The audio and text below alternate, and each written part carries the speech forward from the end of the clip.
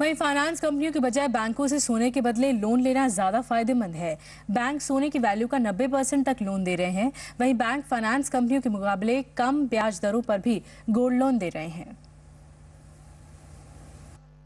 Gold के बदले loan लेना हो तो फाइनेंस कंपनियों के बदले बैंक जाना ज्यादा बेहतर होगा। गोल्ड लोन पोर्टफोलियो बढ़ाने में जुटे बैंक सोने की वैल्यू पर ज्यादा लोन दे रहे हैं। कोटक महिंद्रा बैंक और ICICI bank 90%, central bank 80%, bank of Baroda 75% और स्टेट बैंक ऑफ इंडिया सोने की वैल्यू के 70% तक लोन देने को तैयार है। मतलब अगर ज्वेलरी की वैल्यू 1 लाख रुपए आंकी जाती है तो बैंक 70 से 90 हजार रुपए तक लोन दे रहे हैं, जबकि गोल्ड फाइनेंस कंपनियां अधिकतम 60 हजार रुपए तक ही लोन दे सकती हैं। बैंकों का गोल्ड लोन पोर्टफोलियो कुल 1.25 लाख करोड़ रुपए के करीब है, जो देश में सोने की खपत को देखते हुए काफी छोटा है। कमर्शियल बैंक में एक तो रेट ऑफ इंटरेस्ट रिलेटिवली वैसे भी पहले से ही कम थे एनबीएफसी से, और ये एलटीवी की वजह से भी अभी काफी लोग कमर्शियल बैंक की तरफ आना शुरू कर दिए हैं। ब्याज दरों के मामले में भी बैंकों से गोल्ड लेना किफायती है।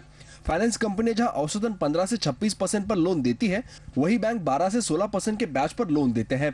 बैंकों से गोल्ड के बदले लोन लेने के कई फायदे और भी है, जैसे ग्राहक ज्वेलरी के अलावा सिक्के और सोने की चीजों के बदले भी लोन ले सकते हैं, जबकि फाइनेंस कंपनियां केवल ज्वेलरी पर ही लोन दे सकती है। बैंक किश्तों में भी लोन चुकाने की सहूलियत देते हैं। जरूरत पड़ने पर बैंकों में ओवरड्राफ्ट की भी सुविधा मिलती है। लेकिन सबसे बड़ा फायदा ये होता है कि बैंकों से लोन लेने पर ग्राहक की क्रेडिट हिस्ट्री बन जाती है, जिससे आगे फायदा होता है। आपकी जो लोन की रीपेमेंट है वो आपकी क्रेडिट हिस्ट्री में रिपोर्ट होगी, यानी अगर आपकी क्रेडिट हिस्ट्री नहीं है या खराब है तो उसको इम्प्रूव करने का आपको मौका मिलेगा। हालांकि फाइनेंस कंपनियों के बदले बैंकों से लोन लेने में थोड़ा ज्यादा वक्त लगता है। कई बार बैंक लोन के बदले प्रोसेसिंग फीस भी चार्ज करते हैं। बैंक से लोन लेने के लिए ज्यादातर बैंकों में खाता खोलना जरूरी होता है। ज्यादातर बैंक लोन लेने की ऊपरी सीमा भी तय करते हैं, जबकि हाउसिंग फाइनेंस कंपनियों में ऐसी कोई बाध्यता नहीं होती।